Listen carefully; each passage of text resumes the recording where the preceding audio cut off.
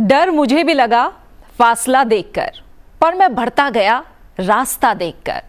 खुद ब खुद मेरे नजदीक आती गई मेरी मंजिल मेरा हौसला देखकर। नमस्कार, स्वागत है आप सभी का इस खास पेशकश में। मैं हूं प्रीति सिंह और आज बात ऐसे ही हौसलों की जिन्होंने सफर में मिलने वाली चुनौतियों से, ठोकरों से हार नहीं मानी। देश के सबसे प्रतिष्ठित और चुनौतीपूर्ण एग्जाम में से एक संघ लोक सेवा आयोग यानी यूपीएससी, एक ऐसी परीक्षा जिसे दुनिया की सबसे चैलेंजिंग परीक्षा में से एक माना जाता है।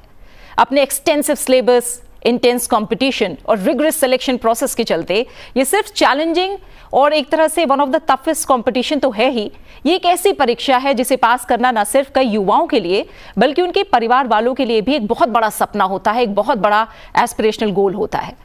हर साल लाखों अभ्यर्थियों को पछाड़कर कुछ ही युवा इसे क्रैक करने में कामयाबी हासिल कर पाते हैं और वो लोगों के लिए प्रेरणा और मिसाल बनकर सामने आते हैं। और ऐसे ही तीन खास नाम, टॉप 10 में से 3 टॉपर्स आज हमारे साथ इस खास पेशकश में जुड़ रहे हैं, जिनसे हम जानेंगे कि कैसे इन टॉपर्स ने की परीक्षा की तैयारी और किन चुनौतियों को पार करके पूरा किया अपना सपना। हमारे साथ हैं यूपीएससी सीएससी रैंक 1 शक्ति दुबे। शक्ति, बहुत बहुत स्वागत है आपका, शुक्रिया सनसद टीवी के साथ जुड़ने के लिए। साथ ही हमारे साथ हैं यूपीएससी सीएससी रैंक 4 शाहमर्गी चिराग, जो कि हमारे साथ जुड़ रही हैं। शाहमर्गी चिराग, आपका भी बहुत बहुत स्वागत है। साथ ही हमारे साथ UPSC CSC rank 9 Aditya Vikram Agarwal studio में जुड़े हुए हैं। आदित्य, बहुत बहुत स्वागत आपका भी, शुक्रिया सनसद टीवी के साथ जुड़ने के लिए। और इस बार आपको बता दें कि टॉप 5 में 3 महिलाएं हैं और टॉप 10 में 5 महिलाओं ने परचम लहराया है, जिनमें से 2 आज हमारे साथ जुड़ी हुई हैं। और ये वो चेहरे हैं जो किसी परिचय का मोहताज आज के समय में नहीं है, लेकिन इनकी कामयाबी के पीछे की जो कहानी है वो अलग अलग बैकग्राउंड दिखाती है। इनके अपने स्ट्रगल्स हैं, अपने कुछ यूनिक रास्ते हैं, अपना अलग सफ़र है और इन्हीं की जुबानी हम जानेंगे कि आखिर ये रास्ता, इस सफ़र उन्होंने कैसे तय किया। और एक तरह से अगर मैं गलत नहीं हूँ तो ये कोइंसिडेंस भी है कि आप तीनों का ही ये 5वां अटेम्प्ट था। जी। तो 5वां अटेम्प्ट था, 4 बार। ऐसा क्या हुआ? क्या उससे सीख मिली या उसे फेलियर के तौर पर देखा? बहुत कुछ समझेंगे। शक्ति, मैं जानती हूँ कि तब से आप इस बात को जवाब देते देते मुझे लग रहा है काफी बार जवाब दिया, लेकिन मेरे दर्शकों के लिए एक बार फिर जी। 4 अटेम्प्ट हो गए थे, 5वां अटेम्प्ट। जी। जब रिजल्ट के लिए चेक करने के लिए क्लिक किया, क्या लगा था, क्या सोचा था? पहले तो मुझे मेरा रोल नंबर याद नहीं था, सो मैं सोच रही थी रोल नंबर सर्च करते हैं, then I will just go for searching it. तो मैंने अपना रोल नंबर निकालने की कोशिश कर रही थी, तब तक मुझे अपना नाम दिखा। मुझे लगा शायद मैं किसी एक बीच के पेज पे हूँ, बिकॉज आई नेवर, मतलब मुझे नहीं उम्मीद थी कि शायद ये पहला ही पेज है। फिर मैंने स्क्रॉल करके साइड में देखा, वहाँ 1 लिखा हुआ था। उस वक्त मुझे कॉल आया तो कहा गया कि शक्ति कैसा रहा, तो मैंने कहा मेरा नाम रैंक 1 के सामने लिखा है, मुझे लग रहा है ये फेक पीडीएफ है। तो फिर मुझे कहा गया नहीं, आप अपना रोल नंबर क्रॉस वेरीफाई कीजिए और उससे फिर मुझे फाइनली विश्वास हुआ कि वो मेरा ही नाम था और 5-6 सालों की ये जो मेहनत थी वो फाइनली सक्सेसफुल हो चुकी है। कौन था उस समय आपके आसपास? मैं यहाँ पे एक्चुअली अभी वर्क करती हूँ एक इंस्टीट्यूट के साथ, तो मैं यहाँ अकेले ही रह रही थी पीजी में, गर्ल्स पीजी में। तो मैं अकेले अपने रूम में बंद सुबह से, क्योंकि पता था आज रिजल्ट आने वाला है, सो बहुत डरी हुई थी और बहुत बार ये सोच रही थी क्या हुआ अगर पिछली बार की तरह इस बार भी नाम नहीं हुआ लिस्ट में। तो मैं अकेले ही थी उस वक्त। तो वो जो एक मोमेंट है वो मेरा, वो शायद लाइफ टाइम मेरे साथ रह जाएगा। जिस वक्त कोई नहीं था, अकेली मैं थी, एक मोमेंट पे हार रही थी और दूसरे ही मोमेंट पे मैंने फिर जीत देखी। थोड़ा सा और गहराई में जाइए। क्या आपको जब पता लगा नहीं ये पहला नाम मेरा ही है, क्या आंखों में आंसू आए या खुशी से मुस्कान आई? पहले आपने मम्मी पापा को फ़ोन मिलाया, क्या कुछ हुआ? थोड़ा सा और बताइए। जब मैं कंफर्म हो गई कि वो मेरा ही नाम है, तो एक मोमेंट के लिए तो मैं बिल्कुल शॉक्ड, बिकॉज मुझे मैसेजेस आने लग गए थे कांग्रेट्स करके और AIR1। तो पहले तो मुझे मोमेंट लगा कि खुद को रियलाइज़ करने का कि ये हो गया है। फिर मैं थोड़ी देर वो खुशी के आंसू कहो, सुकून के आंसू कहो, वो थे। फिर मैंने सबसे पहला फ़ोन पापा को मिलाया, तो पापा को मैंने कॉल किया और मैंने कहा पापा रिज़ल्ट आ गया। एंड क्योंकि मेरी आवाज़ कांप रही थी, मैं रो रही थी, तो उन्हें ये लगा कि नहीं हुआ इस बार भी। तो उन्होंने कहा कोई बात नहीं, जाने दो, रहने दो, होता है, कभी हम हारते हैं, कभी हम जीतते हैं। तब मैंने पापा से कहा पापा नहीं पापा हो गया। तो इस लाइक हो गया मतलब? तो मैंने कहा इस बार क्लियर हो गया एग्ज़ाम और रैंक 1 है। तो तब मैंने पापा को बताया था। बिल्कुल जी। तो सोचिए कितना खुशनुमा वो पल रहा होगा शक्ति के लिए, उनके परिवार वालों के लिए, उनके दोस्तों के लिए।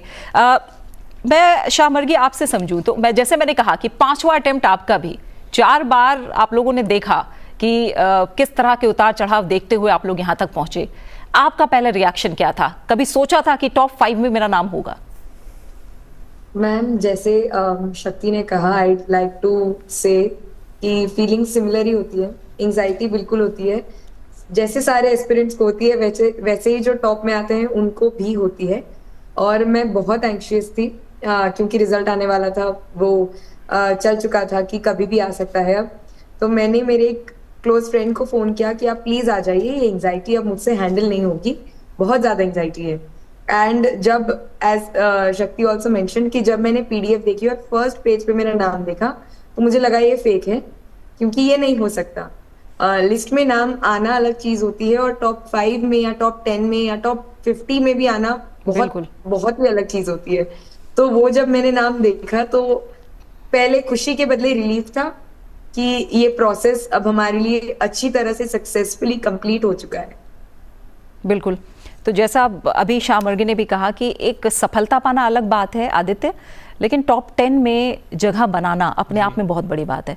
इस बार भी करीब करीब 10 लाख लोग थे जिन्होंने अप्लाई किया, करीब 5.25 लाख लोग जो प्रीलिम्स के लिए बैठे। उसके बाद हमने देखा किस तरह से वो आंकड़ा 30,000 के अंदर होता हुआ करते करते फिर 2,000 और आखिर में 1,009 लोगों का सिलेक्शन। आपका रिएक्शन क्या था और आपने क्या सोचा था 5वें अटेम्प्ट में? हाँ, मैंने एक्चुअली 3rd और 4th अटेम्प्ट में भी इंटरव्यू दिया था, तो तब मेरा नहीं हुआ था। 4th अटेम्प्ट में तो मैंने काफ़ी मेहनत की थी, तो जब रिज़ल्ट अच्छा नहीं आया था 4th अटेम्प्ट में तो मैं काफ़ी रोया था और उसके बाद मैंने उम्मीद छोड़ दी थी और मैंने भगवान से कहा था कि अब जो होगा ठीक है, 5वें अटेम्प्ट में अच्छा हुआ तो अच्छी बात है, नहीं हुआ तो भी अच्छी बात है। लेकिन जिस दिन रिज़ल्ट आने वाला था उस दिन एंग्जाइटी तो हो ही जाती है। मैंने अपने 2 दोस्तों को बुलाया हुआ था, परिवार के साथ सब बैठे थे। मैंने कहा था मैं रिज़ल्ट नहीं देखूंगा, जब रिज़ल्ट आएगा आप ही देखना, बता देना। तो जब रिज़ल्ट आया, दोस्त ने देखा, कोने में जाके देखा, वो चिल्लाने लगा, तो समझ में आ गया था हो तो गया है। लेकिन जब उसने कहा कि AIR 9 आया है तब सब लोग चिल्लाने लगे। लेकिन एक बार वही जैसे इन्होंने कहा कि लगा फेक PDF तो नहीं है, फिर 3-4 और PDF देखा, सही PDF था, रोल नंबर मैच किया, फिर काफ़ी चिल्लाए, काफ़ी खुश हुए, रोए कि चलो ये संघर्ष हमारा अब ख़त्म हुआ है और अब हम बन गए हैं जो हमने सोचा था इतने सालों से बनने के लिए। बिल्कुल। और आपके बारे में अगर मैं कहूँ 5वां अटेम्प्ट था, आपने कहीं ना कहीं सोच लिया था कि ये आखिरी बार है मैं ट्राई कर रहा हूँ, ऐसा कुछ मन में आया था क्या? नहीं, ये मैंने कभी नहीं सोचा था। मैंने सोचा था कि मैं 6 अटेम्प्ट अपने पूरे करूँगा, क्योंकि परिवार वालों ने हमेशा साथ दिया है। उन्होंने कहा है कि कभी पीछे मुड़ना ही नहीं है, कभी रुकना ही नहीं है, चलते रहो, आगे बढ़ते रहो, 6 अटेम्प्ट पूरे करो, भगवान ने जो दिया है देंगे, आगे चलते रहेंगे। देश सेवा करनी है, वो एक नहीं तो दूसरे तरीके से करेंगे ही करेंगे। बिल्कुल। शक्ति, वो कौन सा मोमेंट था, क्योंकि बायोकेमिस्ट्री की पढ़ाई करना, उसके बाद UPSC के लिए आना, वो कौन सा मोमेंट था जब मन में ये बात आई कि नहीं मुझे UPSC की तैयारी करनी है? अगर मैं अपनी बात करूं तो ये सपना तो पापा का था, क्योंकि पापा पुलिस डिपार्टमेंट में काम करते हैं यूपी पुलिस के साथ। तो वो सपना बहुत ही बचपन में कभी उन्होंने देखा था, बट नॉर्मल स्टूडेंट्स की तरह हम भी जब 11th-12th में बात आई स्ट्रीम चूज़ करने की, तो मेरा सपना था कि मैं डॉक्टर बनूंगी। तो मैंने बायो की स्ट्रीम चूज़ करी। साथ साथ मैं प्रिपेयर कर रही थी इलाहाबाद यूनिवर्सिटी में जब मैंने एडमिशन लिया स्नातक में। तो उस वक्त तक यही था कि शायद या तो रिसर्च में जाना है या तो मेडिकल फील्ड में जाना है। एंड उसी की तरह मैंने मेहनत की, गोल्ड मेडल भी मैंने हासिल किया इलाहाबाद यूनिवर्सिटी से। सिमिलरली मैं बनारस हिंदू यूनिवर्सिटी गई। जब मैं वहाँ गई तो हमारा 6 मंथ का डिजर्टेशन वर्क होता है, जहाँ हमें रिसर्च, प्रॉपर एक रिसर्च एटमॉस्फेयर दिया जाता है। जब मैं वो काम कर रही थी एंड उस वक्त ही के टॉपर्स थे कुछ जो न्यूज़ में आए, जिनके बारे में मैंने पढ़ा, तो ये 2 जब इंसिडेंट साथ साथ हुए, वो एक मोमेंट था जब मुझे इस एग्ज़ाम के बारे में बहुत ही क्लोजली पता चला।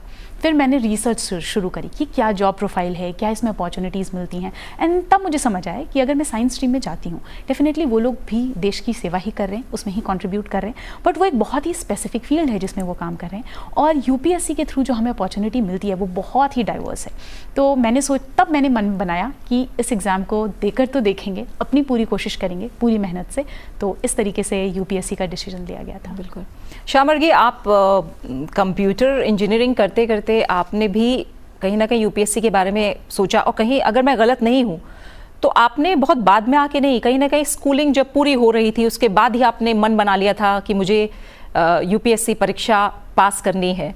क्या सोचा था, क्या कुछ चल रहा था मन में, और कब वो ख्याल आया कि नहीं मुझे इस फील्ड में जाना ही जाना है?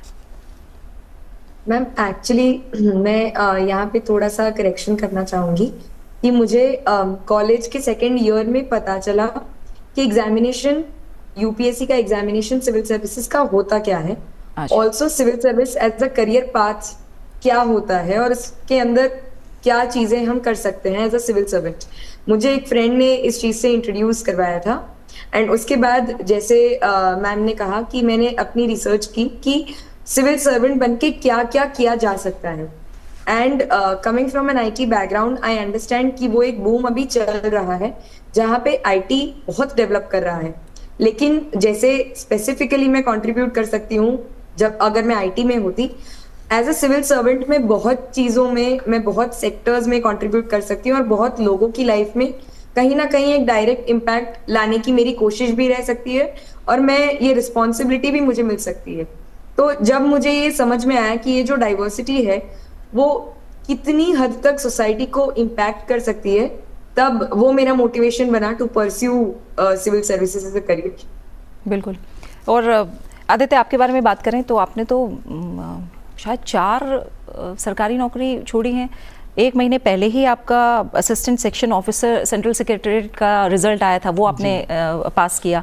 तो आपके जर्नी में क्या कुछ चल रहा था और कब डिसाइड किया आपने कि नहीं मुझे कॉर्पोरेट जगत भी छोड़ना है, ये सारी सरकारी नौकरी छोड़नी है, UPSC जाना है? जी, तो कॉलेज के बाद मेरा प्लेसमेंट टाटा मोटर्स में हो गया था। तो मैं वहाँ जॉब कर रहा था पंतनगर में, जहाँ पर हम छोटे ट्रक्स बनाते थे। तो मुझे जॉब सेटिस्फेक्शन वहाँ उतना नहीं मिल रहा था। तब मेरी जर्नी स्टार्ट हुई UPSC की। जब मैंने इसके बारे में जाना तो मैंने देखा कि ऐसी फील्ड है जिसमें जॉब सेटिस्फेक्शन बहुत ज़्यादा है।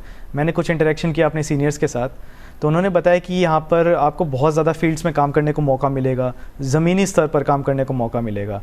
तब इसकी तरफ मैंने रुख किया। फिर 2 अटैम्प्ट देने के बाद जब मेरा प्रीलिम्स भी नहीं हो रहा था, तब थोड़ा सा हताश हुआ, थोड़ा नाराज़ हुआ कि शायद मैंने गलती कर दी है वो जॉब छोड़ के। तो मैंने सोचा कि मुझे अब दूसरे एग्ज़ाम्स भी देने चाहिए, क्योंकि क्या होता है कि एक बार अपनी फील्ड छोड़ देते हैं, जैसे मैं मैकेनिकल इंजीनियर था, तो फील्ड वापस से जाना थोड़ा मुश्किल हो जाता है जब आप एक लंबा गैप ले लेते हैं। तब मैंने सभी एग्ज़ाम जितने भी मुझे दिखे मैंने सब देने स्टार्ट किए, क्योंकि इंजीनियरिंग बैकग्राउंड था, हमारी रीजनिंग मैथ्स थोड़ी अच्छी होती है। और GS में क्योंकि UPSC की तैयारी कर रहा था, तब मुझे बैंकिंग की जॉब मिली, PNB में PO की जॉब मिली, अभी जैसे आपने कहा ASO की जॉब मिली है मुझे फ़िलहाल।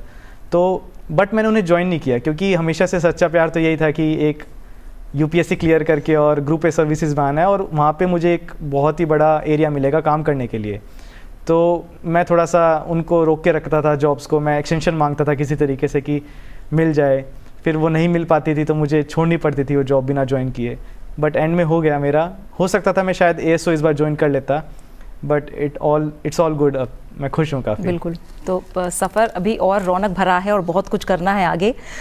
शक्ति, आप लोग की जो जर्नी रही 5 अटेम्प्ट की, जब मैं बात करूँ, बहुत ऐसी चीज़ें हैं जिससे तमाम लोग, तमाम एस्पिरेंट्स सीख सकते हैं। मैं शुरुआत से शुरू करना चाहूँगी, क्योंकि जब कोई भी छात्र एस्पिरेंट ये डिसाइड करता है कि मुझे UPSC की तैयारी करनी है, हर एक के आगे ना बहुत सारा कन्फ्यूजन होता है। ये सिलेबस है, कैसे शुरू करना है, क्या करना है, कंटेंट इतना है इंटरनेट पे भी और बातचीत में भी, बहुत सारी चीज़ें हैं जो लोगों के सामने आती हैं।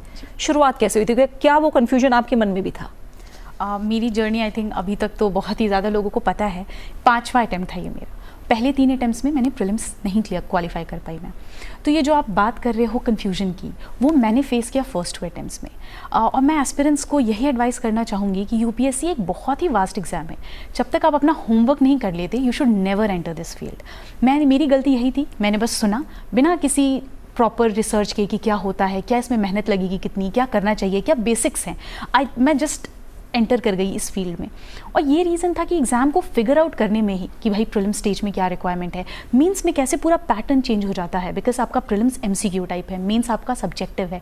तो ये किस तरीके से you need to change, you need to switch. अब ये मुझे बिल्कुल पता नहीं था। ऑप्शनल की क्या इंपॉर्टेंस होती है मेंस में, तो वो सारी चीज़ों को मैं फिगर आउट करते ही, क्योंकि तब मैं जॉब भी कर रही थी, तो पहले 2 अटैम्प्ट्स मैं नहीं क्लियर कर पाई प्रीलिम्स। तब मैंने डिसाइड किया और मुझे समझ आया कि UPSC एक ऐसा एग्ज़ाम है जिसको फुल फोकस प्रिपरेशन की ज़रूरत होती है।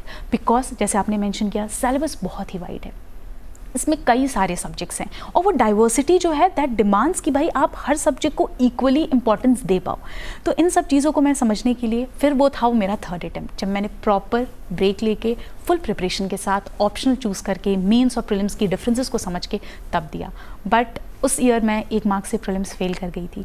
बट मैं ये एक चीज़ जो मैंने नोटिस किया ना कि जब आप तैयारी के साथ फेल होते हो ना, तब आपके पास ये एक्चुअली अपॉर्चुनिटी होती है कि आप समझ पाते हो गलतियाँ कहाँ हुई। जब बिना प्रिपरेशन के जाओगे तो आप ये नहीं पता लगा पाओगे कि मेरी गलती हुई कहाँ। तो थर्ड अटैम्प्ट में फिर मैंने वो चीज़ें नोट डाउन करी, वो जो शॉर्ट कमिंग्स रह गई थी, एंड दैट्स हाउ फिर मैं फोर्थ अटैम्प्ट में I and things went on smoothly. बिल्कुल। और लास्ट अटेम्प्ट की भी बात करें तो महज 12 मार्क्स जी। से शक्ति का सिलेक्शन होने से रह गया था। और कहीं ना कहीं आपके भाई ने भी ये बात कही थी कि शक्ति बिल्कुल भी मन छोटा मत करो, रैंक 1 तुम्हारा इंतजार कर रही है। बिल्कुल ये बात हुई थी और वो सच भी साबित हुई। तो भाई का क्या रिएक्शन था? मैं अभी बताती हूँ कि लास्ट ईयर का जो टाइम था, ये अप्रैल का ही महीना था, 16 अप्रैल को रिज़ल्ट आया था। और वो एक टाइम जब आप नाम सर्च कर रहे हो PDF में, वो दिखाता है नो रिजल्ट्स फाउंड, वो आई थिंक बहुत एस्पिरेंट्स इससे रिलेट कर पाएंगे। दैट वाज एक बहुत ही लो फेज होता है वो, क्योंकि जब इंटरव्यू तक आप जाते हो ना, आपके अंदर एक लेवल ऑफ कॉन्फिडेंस रहता है दैट मी भी ऐसा, तो वैसा हुआ। बट ये था कि जब रिज़ल्ट आया और मैं बिल्कुल ही हताश कि नहीं देना, अब रोकते हैं, अब UPSC हो गया, अब मुझे दूसरे स्ट्रीम में जाना है, क्योंकि फाइनेंशियल इंडिपेंडेंस इस एज पे एक रिक्वायरमेंट है अपने लिए। तो मैंने ये सोचा था, तब पापा और भाई थे साथ में, मम्मी पापा, मतलब सबका ही साथ रहा है सिबलिंग्स का। तो भाई ने कहा था कि यू हैव वर्क 4 साल, आपने बड़ी मेहनत करी है, आपने दिया, इस बार सिर्फ 12 नंबर से रह गया है। मीन्स ये सोचना है कि भगवान ने कुछ बड़ा सोच के रखा होगा, तो भगवान ने शायद तुम्हारे लिए रैंक 1 बचा के रखी है, तो तुम बस एक लास्ट ट्राई कर लो, उसके बाद तुम्हें कोई नहीं बोलेगा करने को। एंड आई एम थैंकफुल कि मैंने वो चांस लिया और आई वेंट अहेड। तो हाँ, इसी तरीके से, और वो बात सच भी साबित हुई है। शाहमर्गी, अगर मैं आपकी बात करूं थोड़ा सा, जो आपके 5 अटेम्प्ट्स रहे, शुरुआत कैसे हुई? जैसे आपने बोला कि सेकेंड ईयर कॉलेज में आपने जानना शुरू किया, समझना शुरू किया, लेकिन जब तैयारी की बात आई तो आपको लगता है क्या कि पहले ही अटेम्प्ट से बहुत सारी चीज़ें क्लियर थी, या आपके मन में भी कन्फ्यूजन था कहीं ना कहीं? मैम आई थिंक यही बहुत बड़ा मेजर फैक्टर रहता है कि कोई इंसान 5 अटेम्प्ट तक पहुंचता है। जब पहले उसके इनिशियल अटेम्प्ट्स थोड़े से कंफ्यूजन में चले जाते हैं। मैंने अपना पहला अटेम्प्ट दिया कॉलेज के तुरंत बाद, अगस्त 2020 में मैंने कॉलेज का फाइनल एग्जामिनेशन दिया, और क्योंकि कोविड तब हिट किया था तो डेट एक्सटेंड हो गई थी प्रीलिम्स की, and it went on in October 2020। तब मैंने मेरा पहला प्रीलिम्स दे दिया विदाउट थिंकिंग कि पहला अटेम्प्ट कितना इंपॉर्टेंट होता है, कितना महत्वपूर्ण होता है किसी भी एस्पिरेंट की जर्नी में। और जब अगर पहला अटेम्प्ट आपका सक्सेसफुली, मतलब अच्छी तैयारी के साथ, अच्छी क्लैरिटी के साथ हो और एक कंफ्यूजन में हो, उन दोनों में बहुत सिग्निफिकेंट डिफरेंस आ जाता है। तो मेरे इनिशियल दोनों अटेम्प्ट्स में बहुत ज्यादा कंफ्यूजन था, रिसोर्सेज के रिलेटेड, प्रीलिम्स और मेंस की तैयारी कैसे अलग होती है उसके रिलेटेड। तो जब मैं थर्ड अटेम्प्ट में पहुंची, विच वाज इन 2022, पहले 2 अटेम्प्ट्स में मैं प्रीलिम्स क्लियर नहीं कर पाई थी। 22 में क्योंकि मैंने प्रीलिम्स पे इतना ज्यादा फोकस कर लिया था कि मुझे समझ में आया कि प्रीलिम्स में मेरी क्या शॉर्टकमिंग्स है, वो मैंने नोट डाउन की, लेकिन मेंस के लिए क्या चाहिए वो मैं उन 3 महीनों में फिगर आउट कर रही थी, बिटवीन प्रीलिम्स एंड मेंस। तो उसकी वजह से वो समय बहुत कम होता है जहां आप फिगर आउट नहीं कर सकते, जहां आपको सिर्फ मेंस के लिए तैयारी करनी है। तो वो तैयारी मैं इतनी अच्छे से नहीं कर पाई, जिसकी वजह से मेरा मेंस उस साल क्लियर नहीं हुआ। उसके बाद 2023 में मुझे समझ आया कि मेंस की तैयारी प्रीलिम्स से पहले काफी हद तक हो जानी चाहिए। तो तब 2023 में मैं मेंस क्लियर कर पाई और मैं पर्सनालिटी स्टेज तक पहुंच पाई। लेकिन क्योंकि प्रीलिम्स और मेंस दोनों में ही इंसान चुप हो जाता है, और स्पेशली जब आपका चौथा अटेम्प्ट हो तो सोशल सर्कल कहीं ना कहीं डिसअपियर हो जाता है, क्योंकि आप अपनी तैयारी में इतने इन्वॉल्व हो जाते हैं, आपकी तैयारी आपका इतना समय ले लेती है कि आपको सोशली कोई और चीज करने का समय मिलता नहीं है। तो आपकी जो बोलने की प्रैक्टिस है, जो इंटरेक्शन होता है आपका सोशली, वो बहुत कम हो जाता है, और इंटरव्यू में एग्जैक्टली वही चाहिए। तो वो क्योंकि कल्टिवेट नहीं हो पाया था, उसकी वजह से मेरे 4th अटेम्प्ट में मैंने 18 मार्क्स के मार्जिन से फाइनल लिस्ट मिस कर दी थी। और फिर एक एक करके हर एक स्टेज की शॉर्टकमिंग्स, हर एक नेक्स्ट अटेम्प्ट में इम्प्रूव करके फाइनली इस साल 5th अटेम्प्ट में सिलेक्शन हो पाया। बिल्कुल। और अगर आदित्य आपकी बात करें, क्या ये कन्फ्यूजन वाली बात जो मैं कह रही हूँ, जो ज़्यादातर लोगों को होती है, स्टार्टिंग में आपके सामने भी ऐसा कुछ था? हाँ, ऐसा हुआ था शुरू के 2 अटेम्प्ट्स में, क्योंकि मैंने गाइडेंस भी ज़्यादा नहीं ली थी। मैंने सोचा था कि जैसे हमारे इंजीनियरिंग के एग्ज़ाम्स होते थे, IIT NITs के होते थे, तो मैं भी उसी तरीके से खुद से पढ़ के कर दूंगा। बट गाइडेंस की कमी की वजह से मेरे पहले 2 अटेम्प्ट्स नहीं हो पाए, फिर थोड़ी गाइडेंस मिलने लगी। थर्ड अटेम्प्ट में जब मैंने इंटरव्यू दिया तो मेरा एक पीयर ग्रुप काफ़ी अच्छा बना, जहाँ पर मेरे साथ में इंटरव्यू कुछ दे रहे थे मेरी सिटी से। बाद में उनका सिलेक्शन हो गया मेरे से पहले, तब उन्होंने मुझे गाइडेंस देना स्टार्ट किया। आज के टाइम पे वो IAS हैं। फिर गाइडेंस अच्छे से मिली, कुछ चीज़ें समझ में आई, कैसे दोनों को अलग अलग कर सकते हैं, प्रीलिम्स की और मेंस की प्रिपरेशन को। इंटरव्यू में हेल्प मिली, तो फिर उस वजह से फिर मैं 5th अटैम्प्ट तक अपना क्लियर हो गया था। ठीक है, तो अब जल्दी जल्दी बहुत सारी बातें क्योंकि जाननी है। आपने बताया कि किस तरह का कन्फ्यूजन था, बहुत सारी चीज़ें हैं जो क्लियर करके अगर आगे बढ़ें तो एस्पिरेंट्स को फ़ायदा हो सकता है। सबसे बड़ी बात आती है रूटीन को लेकर। लोग ये नहीं समझ पाते रूटीन कैसे करना है। कई बार बात आती है कि 10 घंटे, 12 घंटे, 15 घंटे, घंटों में जोड़ दिया जाता है। कौन सी ऐसी चीज़ें हैं जो दिमाग में रखकर तैयारी को शुरू करना है आपके हिसाब से? अगर आर्ट्स की बात करें, मुझे नहीं लगता आर्ट्स उतने ज़्यादा इंपॉर्टेंट है जितना ज़्यादा इंपॉर्टेंट है वो क्वालिटी स्टडी टाइम। ठीक है, तो मैंने कभी ऐसा नहीं रूटीन रखा कि इतने बजे उठना है या इतने बजे सो जाना है। मेरा ये एक चीज़ होती थी कि लाइक एक दिन में मुझे 4 चीज़ें करनी है। पहला है करंट अफेयर्स, जिसके लिए मैं न्यूज़पेपर फॉलो करती थी।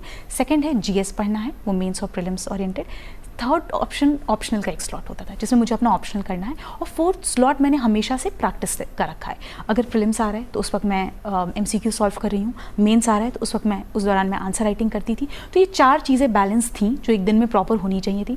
कभी 8 घंटे पढ़ाई हुई है, कभी 10 घंटे पढ़ाई हुई है, एग्जाम के पास तो 12 घंटे भी मैंने पढ़ाई करी है।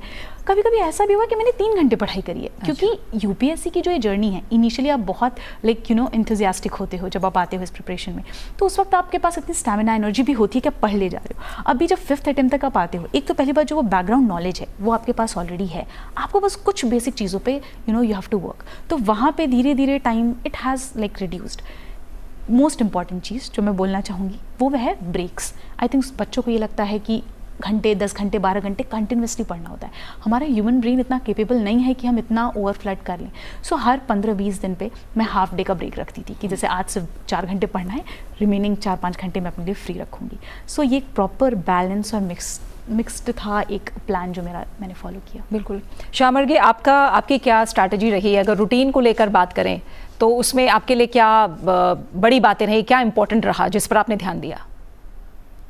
मैम, इनिशियल अटेम्प्ट में जैसे मैंने 8 से 10 घंटे डेडिकेट करने चाहे, नॉट बिकॉज कि 8 से 10 घंटे या 12 घंटे पढ़ना ही चाहिए, पर क्योंकि नॉलेज इतना ज़्यादा है और उस समय बिल्कुल नॉलेज नहीं होता, तो जब स्क्रैच से आप कोई चीज़ शुरू कर रहे हो तो आपको ज़्यादा टाइम लगेगा वो चीज़ अंडरस्टैंड करने में, समझने में, उसे एनालाइज करने में कि उसका महत्व कितना है और कितना नहीं।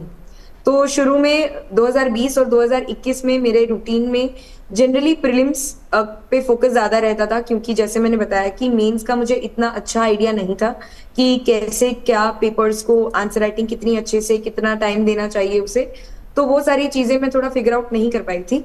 इसलिए पहले 2 अटेम्प्ट्स में मुझे 8 से 10 घंटे मैं ट्राई करती थी कि मैं कर पाऊँ। उसके बाद धीरे धीरे समय पढ़ने से आंसर राइटिंग पे शिफ्ट होने लगा और उसके बाद इंटरव्यू के समय पे वो डिस्कशंस में शिफ्ट होने लगा। तो UPSC की जर्नी के साथ जो मेरा समय बीता था वो काफ़ी था, लेकिन जो एक्टिविटीज़ थी वो पहले प्रीलिम्स के क्वेश्चन सॉल्व करने से, आंसर राइटिंग करने से फिर डिस्कशंस में तब्दील हो गई। और दूसरी चीज़ जो मैं मेंशन करना चाहूँगी कि जब भी हम कंसिस्टेंसी की बात करते हैं या ऐसा बताते हैं कि 8 से 10 घंटे पढ़ा, उसका मतलब ये नहीं होता कि 365 दिन हम 8 से 10 घंटे पढ़ पाते थे। बहुत सारे बैड डेज होते हैं, बहुत सारे दिन होते हैं जब आपका बिल्कुल मन नहीं करता कि आप पढ़ना चाहते हैं, आप गिव अप भी करना चाहते हैं कभी कभी, और ये सोच लेते हैं कि इतनी मेहनत क्यों, क्या ये सफलता जो मैं चाहता हूँ या चाहती हूँ वो मुझे मिलेगी इतनी मेहनत के बाद भी। तो ऐसे बैड डेज काफ़ी होते हैं और मेरे साथ भी वो बहुत थे, लेकिन बस मैं यही कोशिश करती थी कि वो जितना समय है उसे मैं कम कर पाऊँ, खुद को रेजुविनेट करूं, चाहे किसी दोस्तों से बात कर लूं, फैमिली के साथ कहीं बाहर चली जाऊं, अपने मेंटोर से कुछ गाइडेंस ले लूं और उसके बाद फिर से मैं पढ़ाई अपनी शुरू कर पाऊं और अपने टारगेट्स जो मैंने सेट किए हैं उसे अचीव करूं। बिल्कुल। और आदित्य, आपकी रूटीन की अगर बात करें, स्ट्रैटेजी की बात करें, कैसे आपने बांटा समय को? रूटीन मेरा यही था, जब मैंने अपनी जॉब छोड़ी थी टाटा मोटर्स में, तो मैंने ये सोचा था कि मैं जॉब छोड़ नहीं रहा हूँ, मैं बस एक नई जॉब ले रहा हूँ, वो है पढ़ने की। तो मैं उसको उसी रूटीन की तरह रखता था कि मैं अपना 8 साढ़े 8 के आसपास लाइब्रेरी पहुँच जाना है और शाम तक जैसे हम जॉब करते हैं कि 9 to 5 वाली जॉब है, उसी तरीके से मैं भी शाम को 6-7 बजे तक लाइब्रेरी में बैठता था।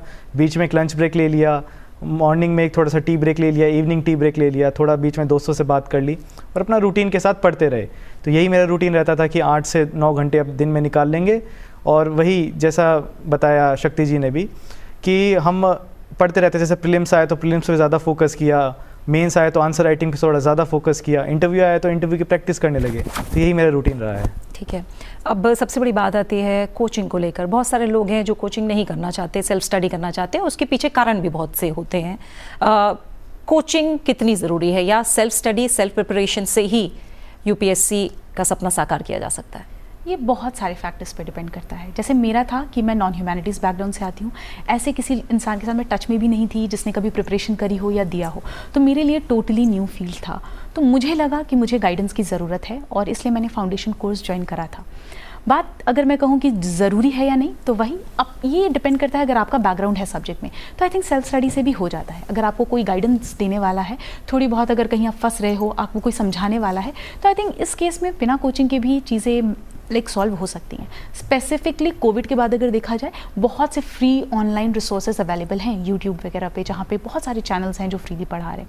बट फिर अब वहाँ पे एक इशू आ जाता है क्रेडिबिलिटी का, बिकॉज चैनल्स कैसे हैं, क्या जो पढ़ा रहे हैं उनके पास वो रिक्वायर्ड नॉलेज है या नहीं है।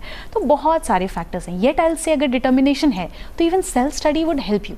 बट अगर आप थोड़े से भी कन्फ्यूज हो, तो मैं कहती हूँ कि अगर आप कन्फ्यूज हो, आपको गाइडेंस चाहिए, तो आप मेंटरशिप भी अवेल कर सकते हो। आप अगर चाहो तो किसी कोर्स में एनरोल कर सकते हो। आपने क्योंकि बोला ह्यूमैनिटीज़ आपने सेलेक्ट किया, और तीनों ने ही ह्यूमैनिटीज़ सेलेक्ट किया, जबकि तीनों ही कहीं ना कहीं साइंस बैकग्राउंड से जुड़े हुए हैं।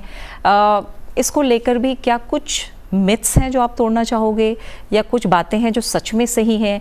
क्या ह्यूमैनिटीज़ लेकर लोग ज़्यादा आसानी से सफलता प्राप्त कर सकते हैं, या फिर ज़्यादा मेहनत करनी पड़ती है? क्या ऐसी बातें हैं जो आप बताना चाहोगे इसे लेकर? मैं तो ये कहूँगी कि यूपीएससी एक ऐसा फील्ड है जो इतना बैलेंस्ड है। यहाँ पे आप कभी नहीं कह सकते हो किसी एक स्पेसिफिक स्ट्रीम का फोटे है। ह्यूमैनिटीज़ है, इक्वली बैलेंस्ड है आपका साइंस एंड टेक्नोलॉजी। सीसैट में इक्वली आपका रीजनिंग, क्वांट, एप्टीट्यूड भी चेक हो रहा है। तो आई थिंक ये बहुत ही बैलेंस्ड तरीके से एग्जाम को रखा गया है।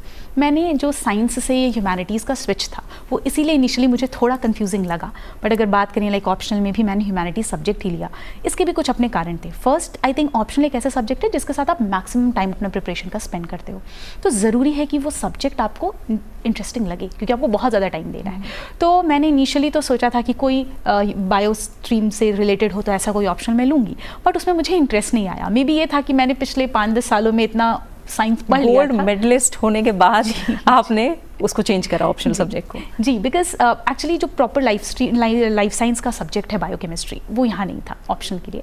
एंथ्रोपोलॉजी था जिसके कुछ यूनिट्स थे, बट बाकी इनिशियली जब मैंने देखा तो उतना मुझे इंटरेस्टिंग नहीं लगा। But political science and international relation, मैं आज भी कहती हूँ कि ये एक ऐसा सब्जेक्ट है जिसने मुझे लास्ट अटैम्प्ट में आई थिंक लिस्ट के बाहर रखा, और ये इस अटैम्प्ट में आई थिंक वही सब्जेक्ट है जो मुझे आगे लेकर गया। बिकॉज द थिंग इज़ कि मैंने इतना इंटरेस्टिंग था कि मैं इफ़ आज क्या पूरा दिन PSIR पढ़ो, मैं पूरे दिन पढ़ सकती हूँ। तो इंटरेस्ट एक फैक्टर होता है that you have to take into account. तो वो एक ज़रूरी चीज़ थी जिसकी वजह से मैंने ह्यूमैनिटीज़ का ऑप्शनल ऑप्ट किया था। ठीक है शामर्गी, आपके अगर ऑप्शनल सब्जेक्ट की बात करें, सब्जेक्ट को लेकर डिसीजन लेना कितना आसान या मुश्किल रहा आपके लिए? मैम थोड़ा सा मैं कहूँगी मेरे लिए आसान था, क्योंकि जो मेरी फील्ड थी कंप्यूटर इंजीनियरिंग, तो वो लिस्ट ऑफ ऑप्शनल सब्जेक्ट्स में अवेलेबल नहीं था। सेकेंडली तो टेक्निकल सब्जेक्ट्स तो वहीं पे मेरे लिए ऑप्शन नहीं था कि मैं ले सकती हूँ।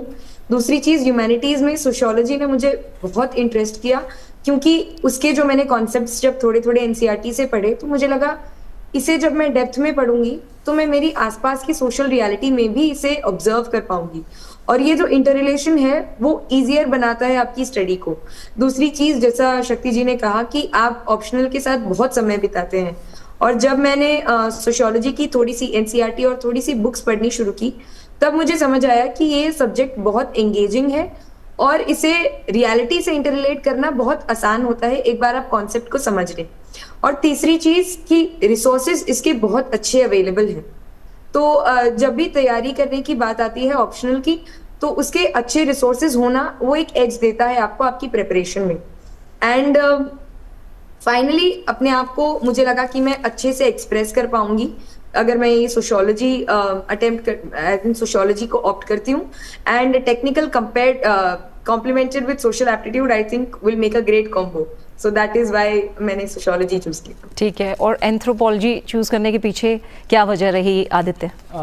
मेरा पहले नहीं था कि मैं एंथ्रोपोलॉजी लूँ।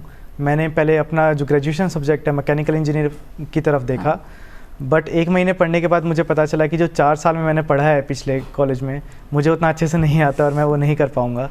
फिर मैंने मैथमेटिक्स की तरफ रुख किया, क्योंकि 11th-12th में काफ़ी अच्छा मैथमेटिक्स हमने पढ़ा था।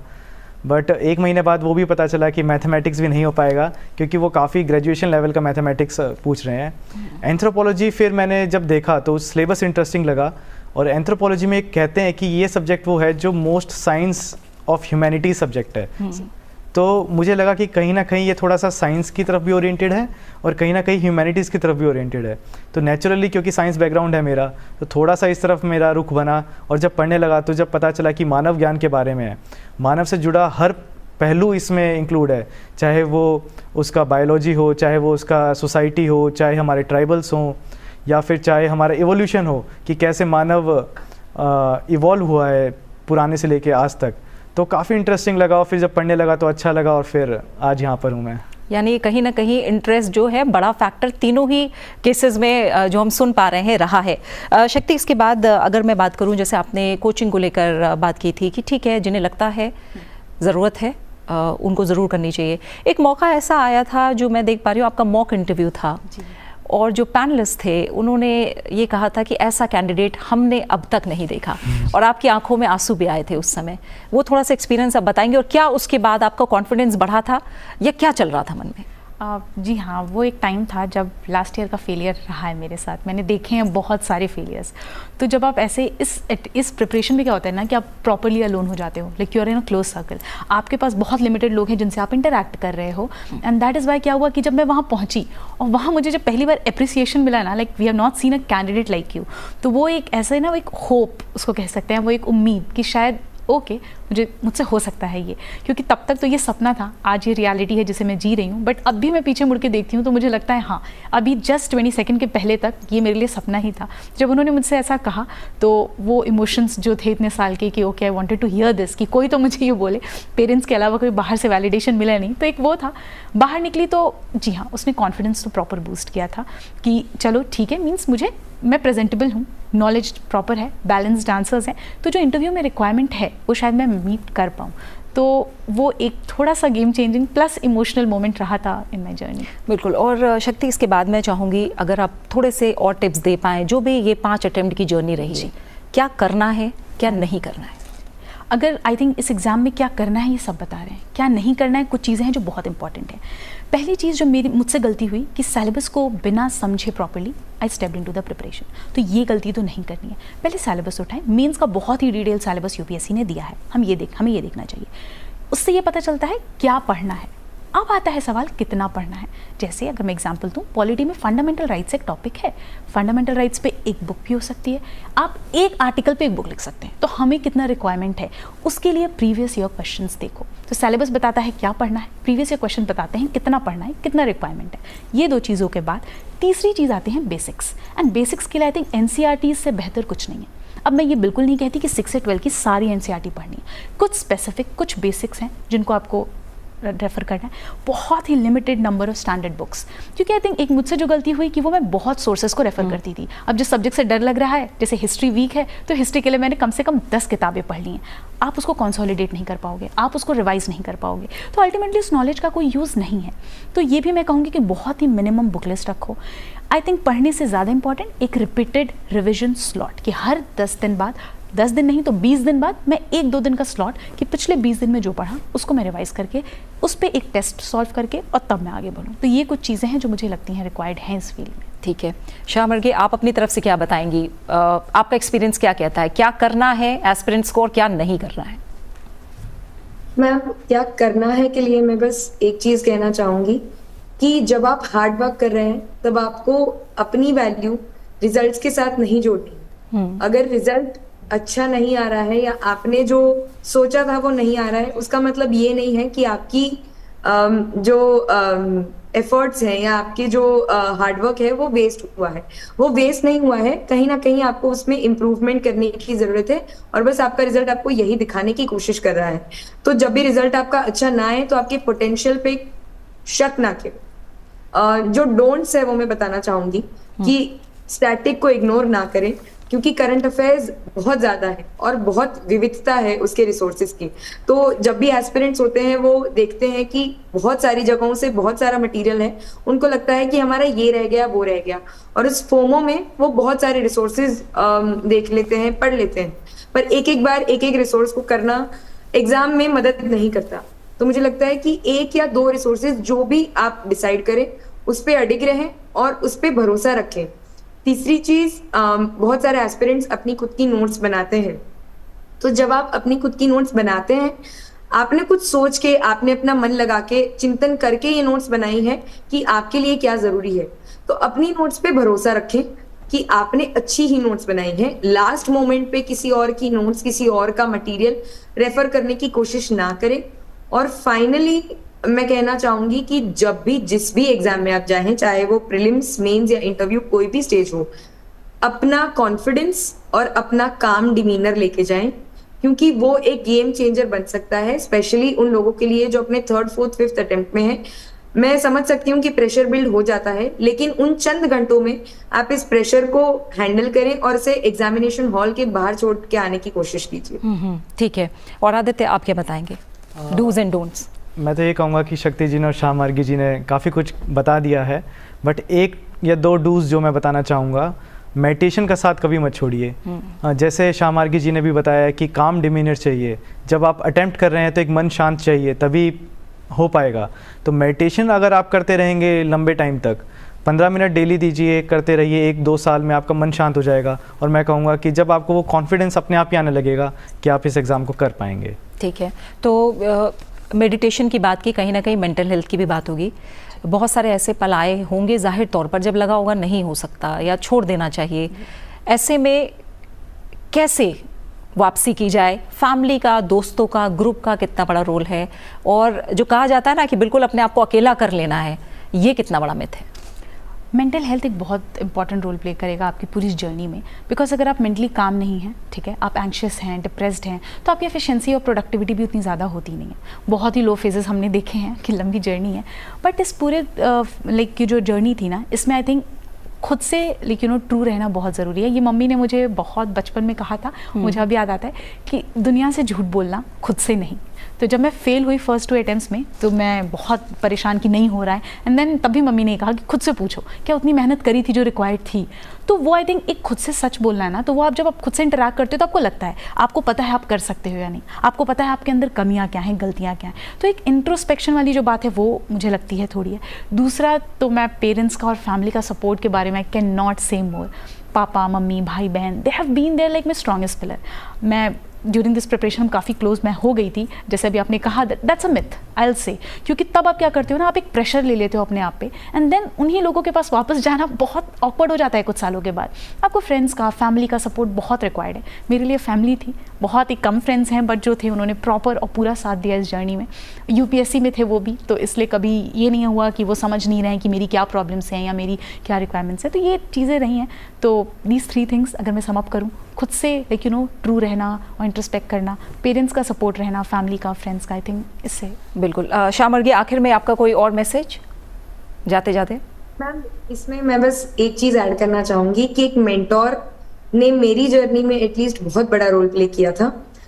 उत्कर्ष सर थे जिन्होंने मेरे सारे लोज में मुझे समझने की कोशिश की थी और मुझे समझा था, क्योंकि मेरे पेरेंट्स इस बैकग्राउंड से नहीं आते, तो वो इतना नहीं समझ पाए थे कि इस जर्नी में कितने लोज आ सकते हैं और ये जर्नी क्या क्या एक इंसान से सैक्रिफाइस करवा सकती है।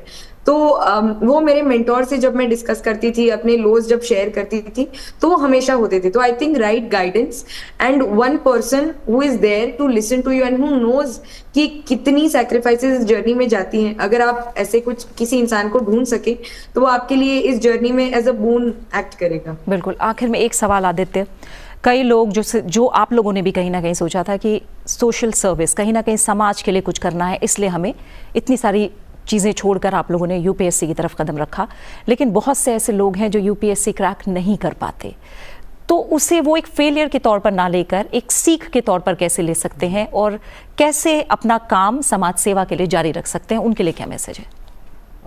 ये बात सच है कि काफ़ी लोग नहीं क्लियर कर पाते हैं। अगर 1000 बच्चे सिलेक्ट हो रहे हैं इंटरव्यू के थ्रू, तो 2000 ऐसे भी हैं जो सिलेक्ट नहीं हो रहे हैं। मैं ये नहीं कहूँगा कि वो हमसे बिल्कुल भी कम कैपेबल हैं, वो इक्वली कैपेबल हैं। बस मैं ये कहूँगा कि ऐसा हुआ है, स्टार्स अलाइन मैं कह देता हूँ कई बार हुए हैं कि हमारा हो गया है, उनका नहीं हुआ है, बट वो किसी भी तरीके से कम कैपेबल नहीं है। देश सेवा करने का या फिर पब्लिक सर्विस करने के बहुत सारे माध्यम हैं, और यूपीएससी की परीक्षा अगर किसी ने अच्छे से की है और अच्छे से पढ़ाई की है तो वो इतना कैपेबल हो चुका है कि वो अगर किसी भी फील्ड में जाता है तो वो अपना बहुत ही अच्छा एक कंट्रीब्यूशन दे पाएगा।